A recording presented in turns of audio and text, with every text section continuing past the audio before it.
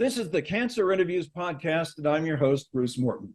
On our interviews, we often stress the importance of early detection as a means of fighting cancer, as a means of minimizing that fight. Our guest on this episode is Curtis Snyder of Boulder, Colorado, who survived colon cancer. No cancer journey is easy, but his was made a bit easier thanks to early detection. So now it's time to hear his story. And Curtis, welcome to Cancer Interviews. Bruce, thank you so much. It's a pleasure to be here, and I appreciate it. Thanks so much, Curtis.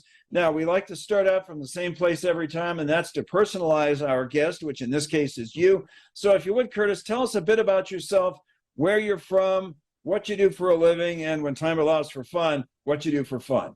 Sure. So I'm born and raised in Boulder, Boulder native. I work at the University of Colorado Athletic Department in the sports information office.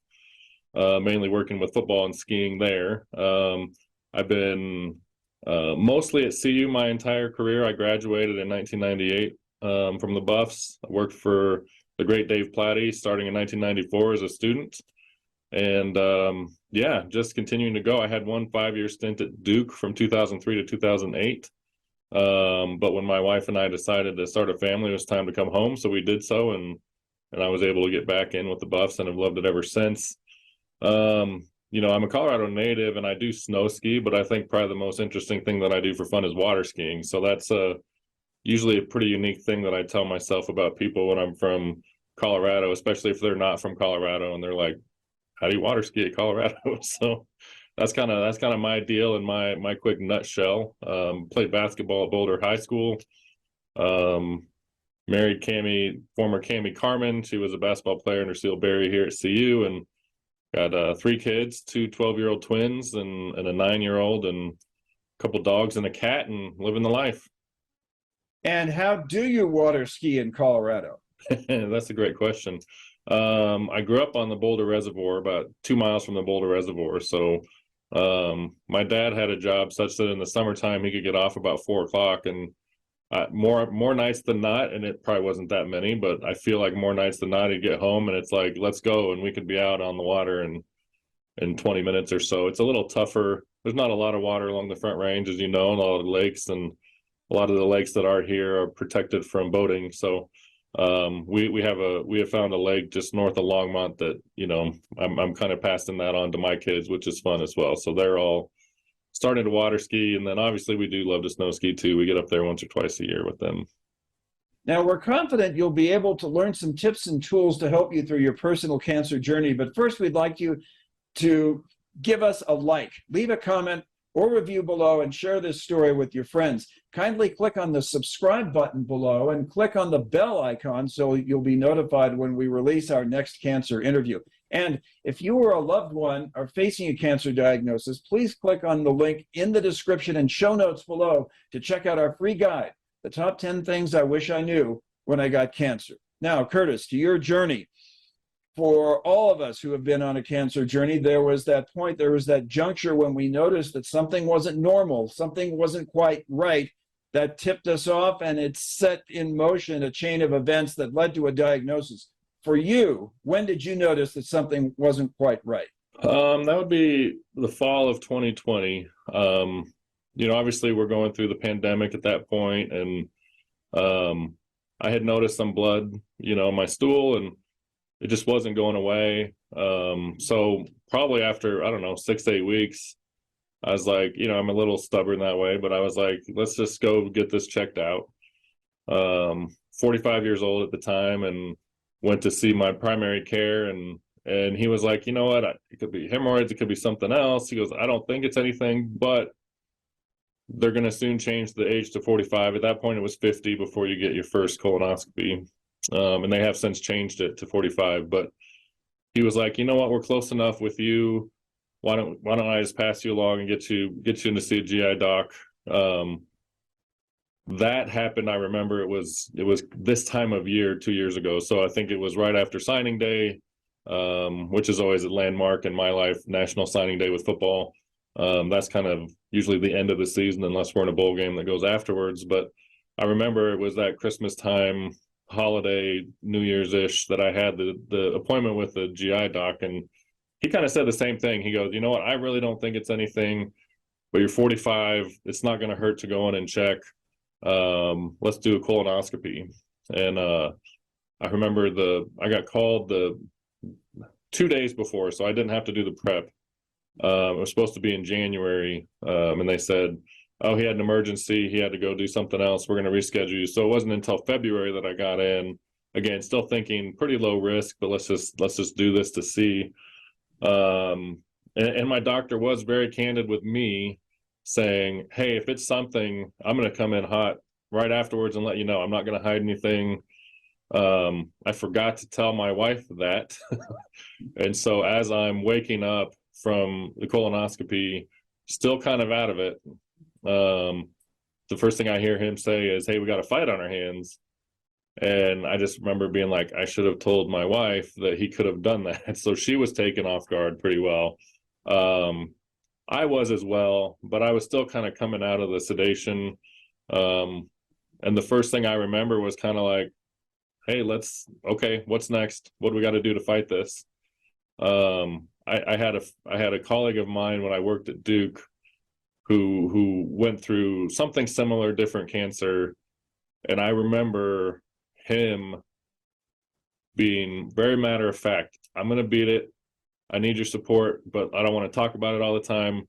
I'm going to beat it. We're going to be good. We're going to be good. And so I've always had this kind of in the back of my head of, I do think the mentality you take does control a little bit of what's going on. Obviously, I caught it early, and I'm 1,000,000% thankful for that. Where my cancer was, it was almost more rectum cancer than colon cancer. And because it was that low, that's why I was having symptoms in blood. Like a lot of times, if it was a little higher up in the colon's an amazing thing. It could have absorbed all that blood and not presented. So I got very lucky in that it was a little bit lower. That caused a few scares in terms of how can they reattach everything and not have a colostomy bag and all that. So that was, that added a few scares there because it was low, and it's harder to do it if it's lower. But having those symptoms as early as I did was great. So 6 weeks later, April of 2021, I have surgery. I like 2 days after, we kind of, they'd obviously sent everything to the labs. 2 days after, we had a pretty good idea that we'd caught it all, which was amazing. And then obviously moving forward from there, I'm going to have a colonoscopy every year for quite a while, and I'm going to have blood work every 6 months for quite a while just to make sure it's at bay. But for the most part, that's the journey. And sometimes I don't, I feel like it was easy, and it's not, right? Like the last 18 months and really 2 years, I guess, have been ups and downs and all that, and the mental side of everything.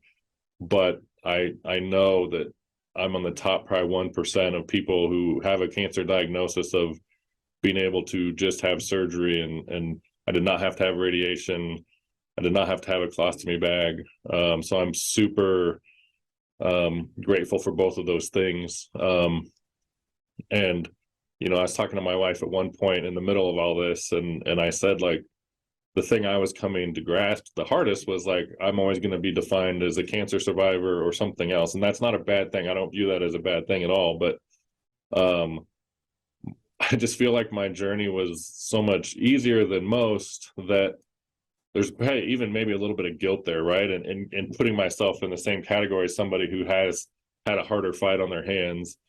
At the same time, if I can be a beacon of early detection, and look at my case versus look at so many cases that don't work out, then I will gladly tell that story as much as I can.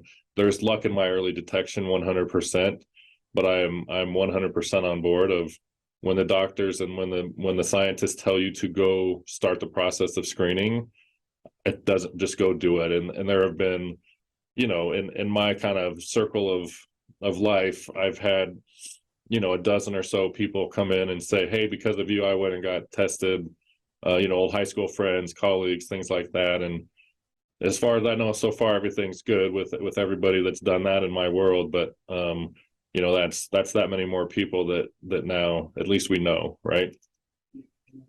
Curtis, I want to backtrack to an early part of your story. Sure. Because with the many guests we talk to, we hear different versions of the same sort of thing. In other words, when somebody notices that something isn't quite right, there are some who act on it the next day. Yep. We've had others who have waited months to act on it.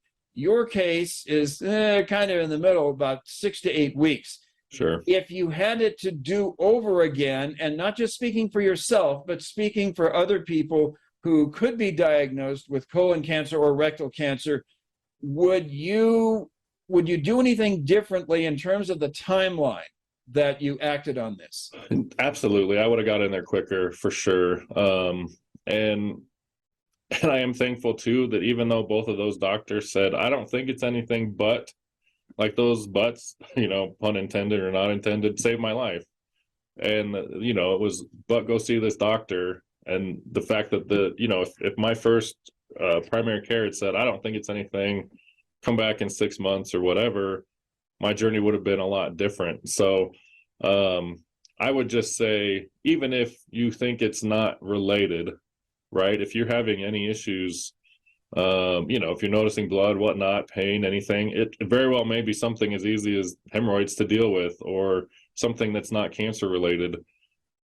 Just get it taken care of, right? Like that's my biggest takeaway is it's, when blood isn't normal to be seen. So if you're seeing it, that's an indication of, hey, I'm just going to go set that appointment, right? And get the process started. The process starting in 1 month versus another month versus 5 months versus 6 months could be the difference between whether it's early detection or you're talking about a different level of cancer. It sounds like, as you retell your story, and I want you to correct me if I'm wrong, but it sounds like if anxiety could be expressed on a scale of 1 to 10, that your anxiety, even though you got this news, was fairly low, like a 2 or a 3, or am I wrong? When I first got the diagnosis after the colonoscopy, is that what you're asking? Yes. Yeah. So I would say it's probably like a 5 or 6, but I'm a person that never goes above 2 or 3, right? So I was definitely anxious. I was probably playing it a little aloof in my description of it, but I vividly remember that, but I also vividly remember kind of still being in the sedation mode of, like my wife was like, do you understand what they're saying? And I'm not an overly emotion sharing person, and especially, at first meet. But I kind of very quickly in my head went to, okay, what do we need to do to fight it? And I'm going to win it. I'm going to beat it. So let's go. What are we looking at? And that probably didn't hinder, but it probably made the process between February and April. So between diagnosis and surgery, there were some very hectic, very high, high stress moments in there. And, I think there's a lot with our healthcare system that could be better. There's a lot that could be worse. Obviously, I'm very thankful for where we are, and the fact that it was all taken care of. But like, if you don't, that's another point I would like to talk about at some point. If you don't advocate for yourself through the process, don't assume somebody else is. And so there were some moments in that process where I needed to go see a different doctor to get something else cleared to have surgery.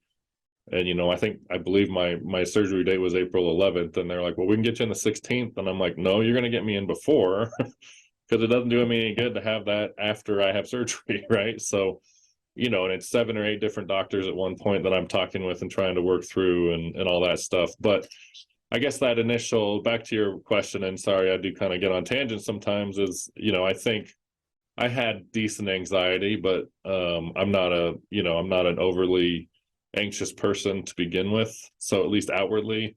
But I do remember very quickly having that moment of, okay, I got it. Let's move on. Like, there's no use dwelling on that. Like, we're here. What's next? You'd mentioned high stress moments. What was the highest stress moment for you during this journey? Probably just, I knew, and I don't know that we talk enough about loved ones, right? So I knew it was probably harder on my wife and my kids and my parents and my in-laws and my sister than it was on me. And I say that like I knew it was me, right? So like I know what I'm going through. I know what, worries and things I have to do. And I was, my wife and I took it very differently. She was listening to tons of podcasts of, people that have survived or people that have gone through it and on all types of cancers. And I remember about a week before surgery, she was like, "Don't you want to know what the worst could be?" And I said, "No, because I just want to focus on what the best could be. I'll have plenty of time to focus on the worst if we get there." Right. And so I was just trying to stay in that mindset of, and I had two goals at that point. I didn't want, and I knew that we had caught early, right? So at this point, like I'd had a few other ultrasounds and other things that have gone through. I had a pretty good hunch that it was going to be like a T1 or like an early stage cancer. But there's always a chance, right? But I had a pretty good hunch. So in my head, I'm like, if I can get out of this with no chemo and no bag, I'm gonna count it as a huge win. And that's what I was focused on. Like those two things in my head, my mentality was, let's do those two things if we can. And if I had to have dealt with either one, I think I would have dealt with either one in the same mindset of, okay, this is the next step. What's after this type of thing. But she wants to know, my wife wants to know every possible thing that could be wrong, what's going on. They take more colon than less colon. I need a bag. I don't need a bag, all that stuff. And I said, there's going to be plenty of time for me to deal with that if we get there. Here's where my focus is. So that's probably the hardest part, is just the stress that I know it was putting, especially on my wife. My kids were 7 and 10 at the time, so they know, they know something's going on, and they were amazing. There were a few moments, but they were amazing, just showing love and all that good stuff. And I know they were scared. But we were, just trying to deal with all that was probably the toughest part. The healthcare system, like, stories of one doctor say one thing, another doctor saying another thing. It was difficult, but again, learned pretty quickly and had some advice from some family members and friends that have been through it of, you have to advocate for yourself. There's no set person that's going to navigate you through this healthcare system. So you got to just kind of just speak up and speak your mind and say, no, that's not fast enough. That's not soon enough. And doing that, I didn't want to delay that. I had the date of my surgery and I did not want to delay it because it might've been another month. It might've been another 6 weeks before they could pop me in, because I was not a high risk case to begin with. And I just wanted to get to that surgery and get it out. Now, you talked about Cami and the kids and in-laws and friends and their anxiety and their advice. But Curtis, if you would, and I hope this is a pleasant topic, if you would speak to the level of support that you got from them. Amazing, unbelievable support from, and I was happy to, part of my mental process was to share my story as I was going through it, right? So I didn't, I think I put some tweets and Instagram posts out pretty quick saying, hey, I got this fight ahead of me. And I totally, to each their own in that journey, right? That was what I chose to do. And just, if somebody wanted to talk to me about it, they could talk to me about it. What I love is it probably brought some of those, friends you haven't seen in a long time back out to the forefront and having, a happy hour with them or whatnot, or just talking. It made me closer with several, my coworkers here at CU that have gone through similar journeys, and just the support. And I knew it was going to be this way from my wife, kids, in-laws, and parents and sister, but obviously everything that needed to happen, they were right there. And I knew it was hard on them, but they were right there, with support all the way around. And I think everyone's different. Everyone needs a little bit different type of support. I probably didn't need the support of, having to cry and gush and tear about it all the time. I understand those people that would. So whether that was easier or harder for them or me or what, I don't know, but The support was absolutely amazing, and there's no way to do this journey without that support. And I will say, if people aren't as lucky to have that much support in their household, right? I know there are other resources that you guys drive people to as well, to provide that support that is needed to people that maybe need a little bit more than their immediate bubble can give them. He is Curtis Snyder of Boulder, Colorado, and he is our guest on Cancer Interviews, a survivor of either colon or rectal cancer. But either way, he is a survivor and he's doing better. And Curtis, at what point did you feel like you were starting to get the upper hand on cancer?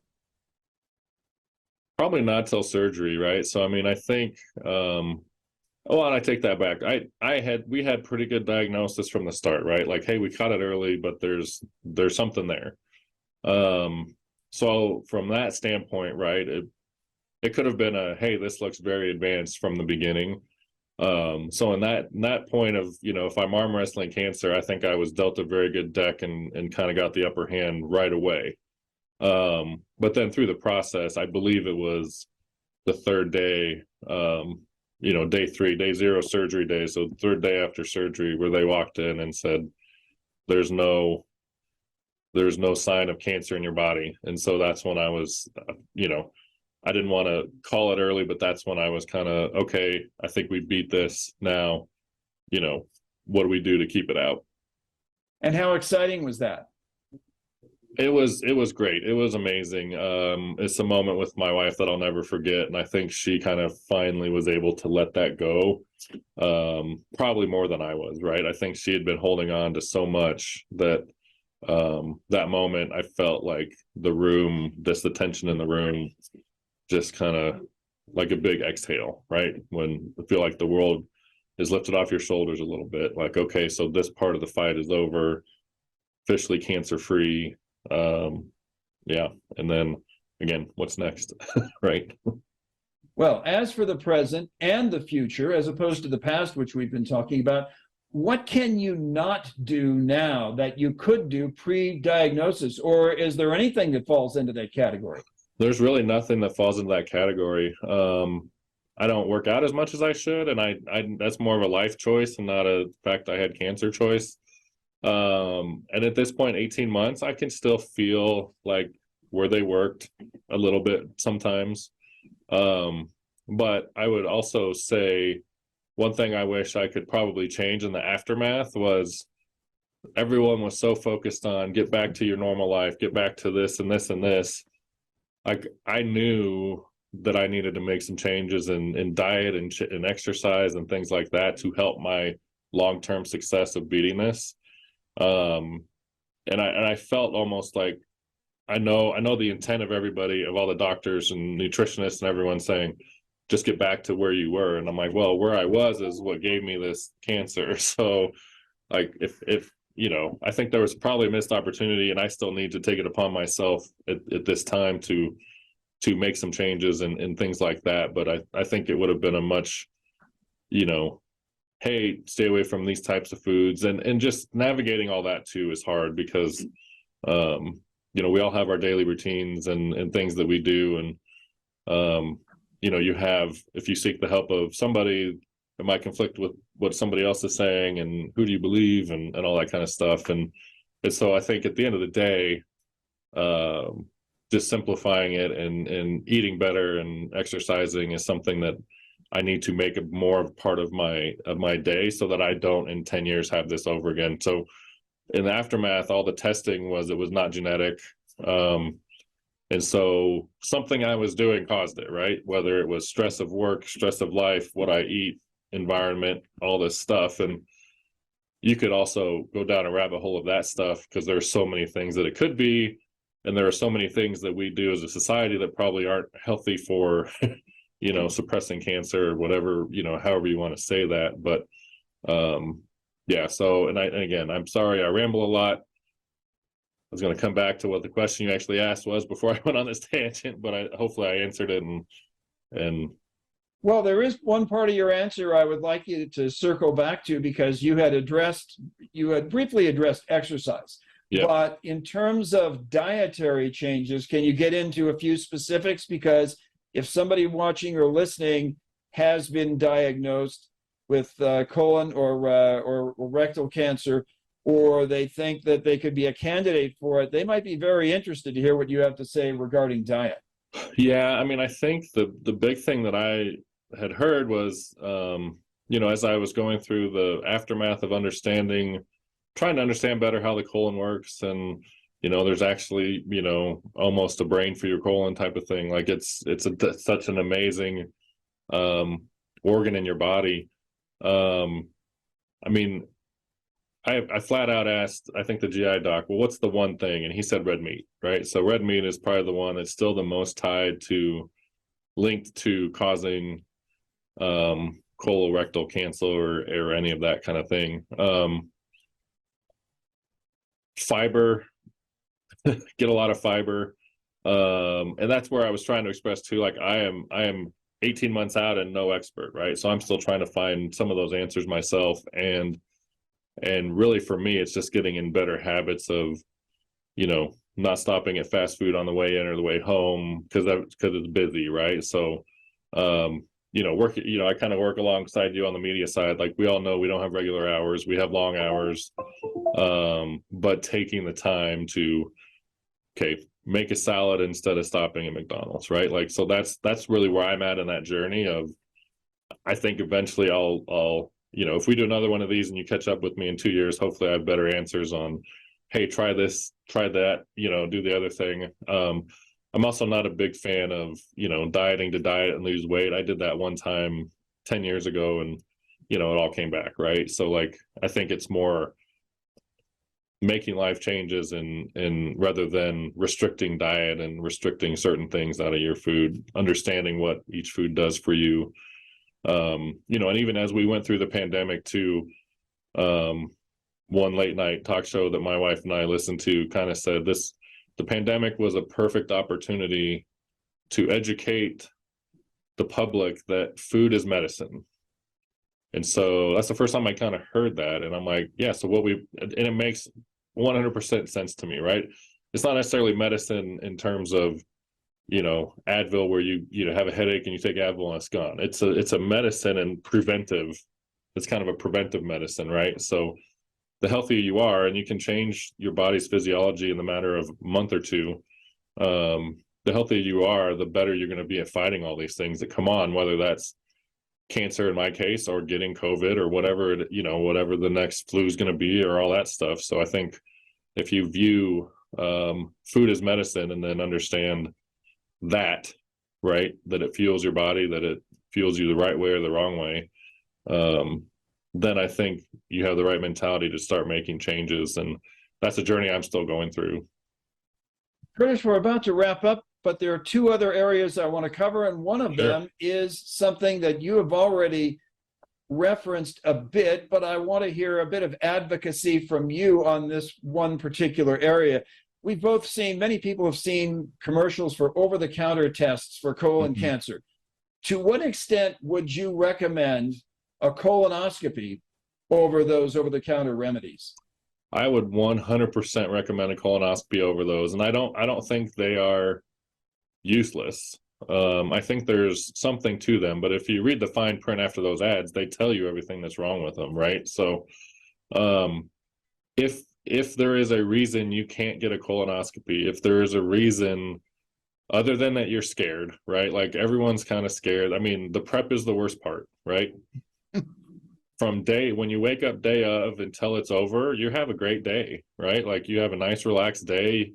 You get some nice drugs they put you under and you wake up and you're pretty calm. So, the day before and the night of kind of sucks sometimes, but that's 8 or 9 hours of not feeling great. It's no different than, being sick but the sickness is going to end, right? You're not going to be sick for a week. You're going to be, just sick for a night type of thing, or not feeling well. Maybe not sick isn't the right word, but if there is a valid reason to do the over-the-counter type of things, I don't think they're worthless, but they will say, I kind of view it as that's a C+ and a colonoscopy is an A+. So why would you not spend another 8 hours for an A+? Curtis, it sounds like it's almost anything else. You get what you pay for. Finally, 100%. I want to end our interview the same place that we end all of our interviews. And to answer this question, this final question, you may be covering some areas you've already covered, but in this case, we don't mind being redundant. Sure. Imagine, Curtis, that you encounter somebody who's just been diagnosed with colon cancer, rectal cancer, and they're full of questions. You might have a message for that person by way of answering their questions, but if there's one facet of your answer that overarches, that's more significant than any other, one thing you want that person to remember, what would it be? I would say people love you, their support.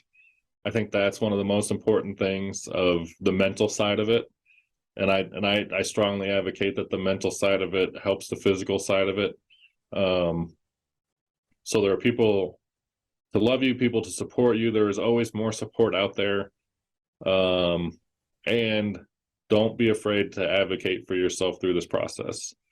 If you encounter, like in my case, I had 7 different doctors at one point, and they weren't really talking to each other. And I had a week where my primary care was out of town on vacation. And I 100% understand the need for a doctor to be on vacation. But if I had not kind of raised hell a little bit, one of the tests wouldn't have happened in time and I would have had to delay the date. So just communicate with those that are communicating to you when you're advocating. You don't have to be a mean person. You don't have to be mean-spirited. I found more that just like, hey, here's the situation I'm in. Is there anything else we can do? Worked 99% of the time. So I would say those 2 things would be what I would tell somebody that's just starting this journey. There is always support for you. Don't feel like you're going through it alone.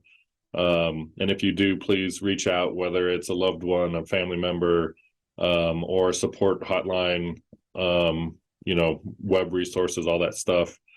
And then also saying, make sure you're advocating for yourself. And if there's something one of the doctors is telling you that just doesn't sit right, ask the question, right? And they'll give you the answer. And if the answer is, well, that's just timing, then say that's not acceptable. And what other options do we have, right? Excellent. Curtis, thanks so much. Thanks very much for an eloquent recitation of your cancer journey. I know that for anybody who has just been diagnosed or might be diagnosed, the information in this interview can be very helpful for them. So, Curtis, once again, thanks for being with us on Cancer Interviews. Bruce, thank you so much for the opportunity, and anything you need in the future, just let me know. Will do. And that's going to wrap up this edition of Cancer Interviews. As Curtis said, as you go on a cancer journey, you are not alone, and please remember that. So until next time, we'll see you on down the road.